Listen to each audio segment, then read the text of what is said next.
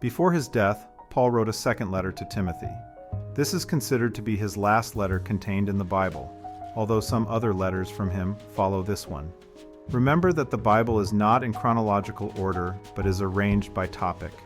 Writing from prison, Paul told his younger disciple in 2 Timothy 1:3-4, "Timothy, I thank God for you, the God I serve with a clear conscience, just as my ancestors did.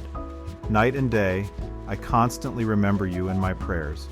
I long to see you again, for I remember your tears as we parted, and I will be filled with joy when we are together again." Sometimes it is thought that spiritual giants of the past did not crave for Christian fellowship. These verses show how much Paul wanted to see Timothy and how seeing him would fill him with joy. Always be thankful for fellow believers whose passion for Christ can motivate you.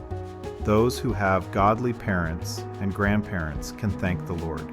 Paul refers to Timothy's spiritual heritage when he wrote in 2 Timothy 1:5-8, "I remember your genuine faith, for you share the faith that first filled your grandmother Lois and your mother Eunice, and I know that same faith continues strong in you. This is why I remind you to fan into flames the spiritual gift God gave you when I laid my hands on you. For God has not given us a spirit of fear and timidity, but of power, love, and self-discipline.